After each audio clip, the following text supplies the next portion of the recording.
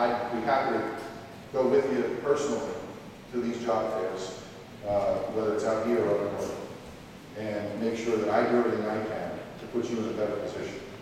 And I'd be happy to do that as your congressman.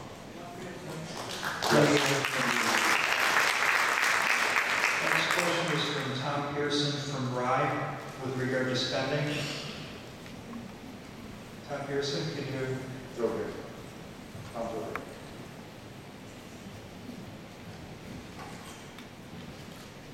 I think the root of a lot of these problems is the total overspending in this country and the fact that the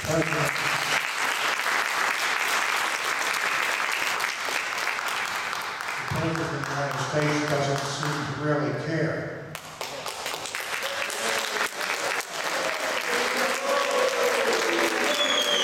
The President doesn't care. He went out campaigning. He doesn't give a damn about the little Senate. My question is, how can you force him to come to the table and do something about the spending, not in 2012, but right now?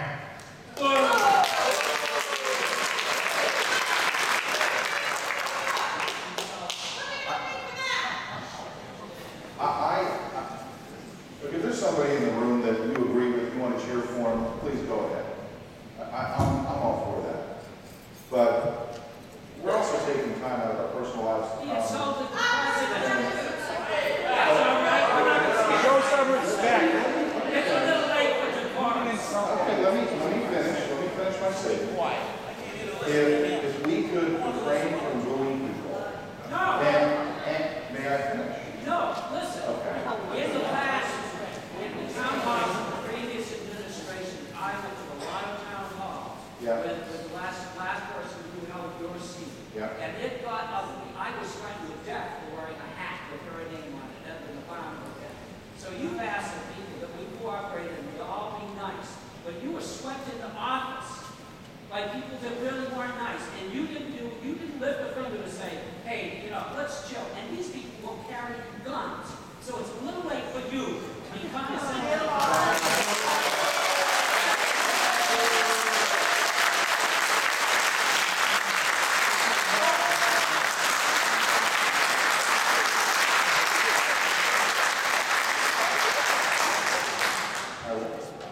I would like to finish my statement. I'm going to ask that we all respect one another in this room.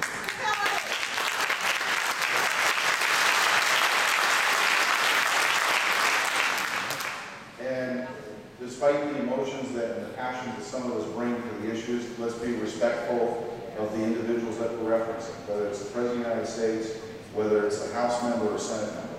And I would end with this. This is not my seat. This is the people's seat. My job is to be here to try to do my best to reflect everyone's views.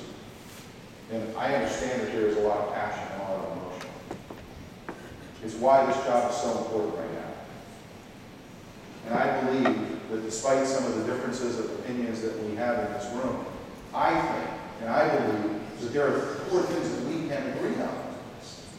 So let's try to find those things. Let's put our energy into what we agree to, rather than to divide the country farther.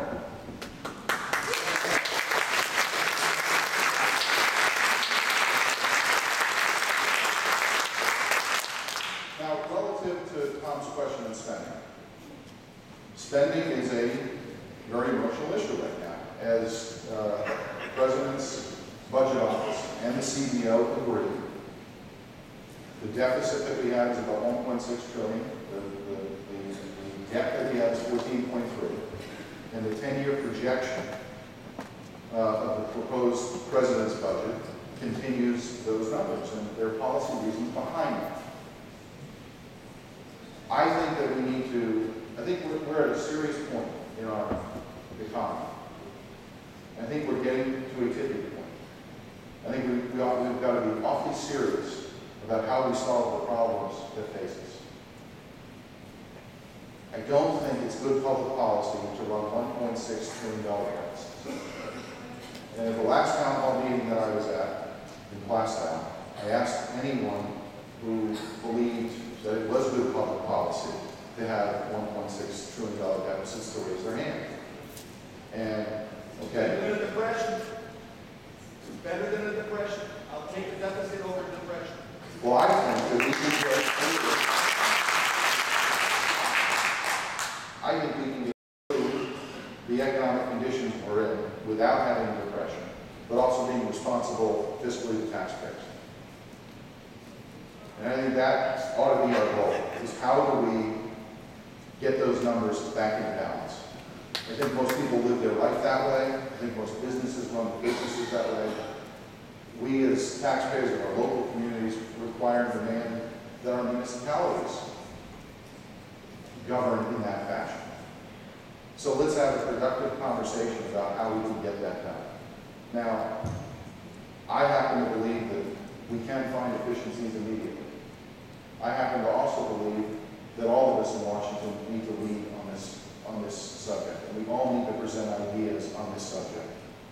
And I believe that it is so needed, the need is so needed, that if we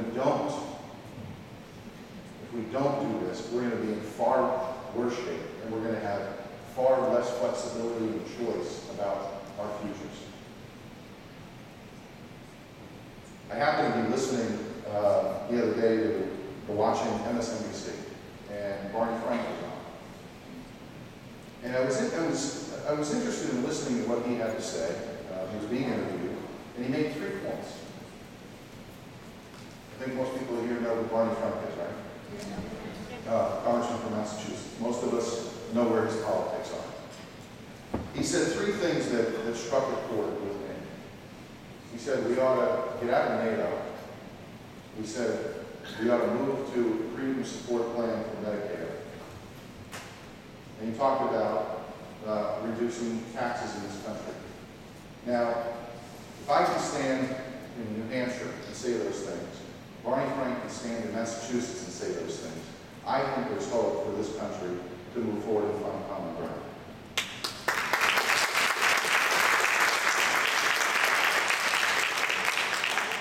And I also think we have a responsibility to do it in a constructive, positive, engaging way. And that's why I want to continue to hold town hall meetings and listen to what people have to say and take the ideas that you have and try to formulate good public policy around those ideas. And I hope that the end solution is progress for the country, results for the country, and the freedoms and economic freedoms that we've all enjoyed, we preserve those for our kids and our grandkids. Next question. I have a question from Judith Tausch on Medicare. In front of me.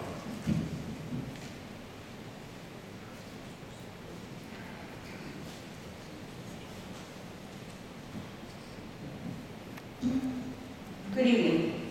I'm going to change my question somewhat. You've been talking about fiscal responsibility and making sure we can pay down our debt and so forth.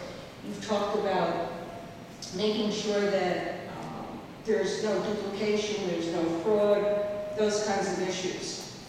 My question to you is, there are other sources of revenue other than decreasing Medicare and the social network entitlement programs.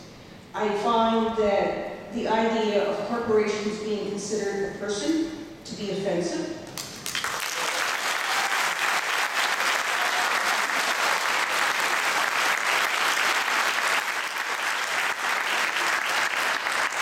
I believe this government is trying to, or the House of Representatives is trying to balance the budget on the backs of people who cannot afford it.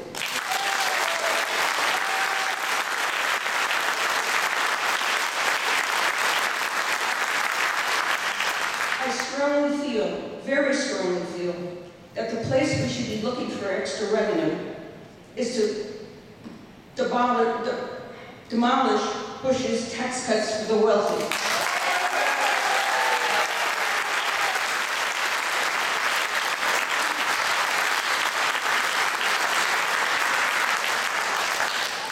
Military spending.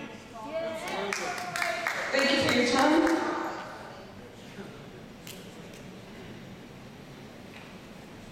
Judith, thank you for coming. thank you for voicing your opinion. As I've listened to this debate over the last couple of weeks, and it's getting more and more, it is getting more contentious, yeah, it is.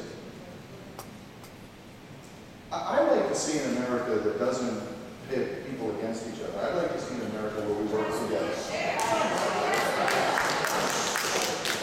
She made a statement, she didn't ask a question. I think that we have to treat individuals fairly. So tax policy. I think you're right. I think that company A, company B, company C should be treated the same.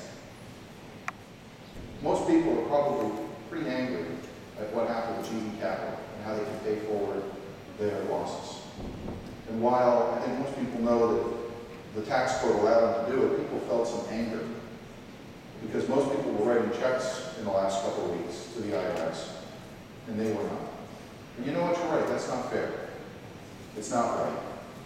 Because I think we all believe in the principle of fairness. So, I will tell you, the budget that was passed in the House gets rid of those corporate loopholes. They do. And while the Senate has made some statements that the budget that was passed in the House is dead on arrival, I don't think they should say that. I think they should look piece by piece and find a common ground. Because if we talk about alternative ways of raising revenue, treating every single person fairly and the same actually would produce more revenue for the country. So I'd be happy to work on that. And I think that there is common ground on those particular issues where Americans say enough is enough. We'll pay our fair share, but only our fair share, and treat everybody the same. And this is a responsible and respectful thing to do. So you're going to see, when we return in May, a push to try to see that happen, particularly in the tax code. Next question is from Helen Lavenstein from Exeter. Helen, can you raise your hand? It's on the deficit.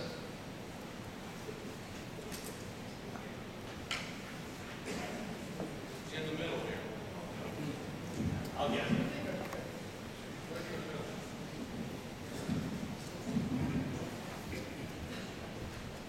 I just sort of earlier, I would like to know if it's possible to, or I know it's possible, but if it's practical to happen, if we can raise funds. Can you raise funds from things like subsidies to ethanol producers?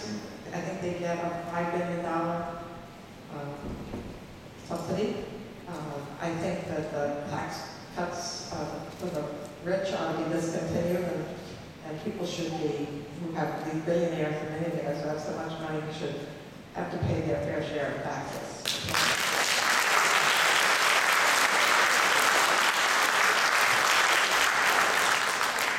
Anyway, and I was going to mention the corporate taxes, which she proposed that be plugged. If you guys could get together and figure out how to do this without doing away with Medicare and other social programs, I think it would be a wonderful accomplishment. Okay, well, I want to make sure people realize on Medicare and Medicaid, the proposal that was in the House last week again, it does not affect anyone who's 55 or older. We can debate on whether it doesn't. I want to try to allay some fears about the proposal. We can. Well, I want to make sure that people have the proper information. We do. So. Not because we're worried about other people who are younger than we are. Yeah.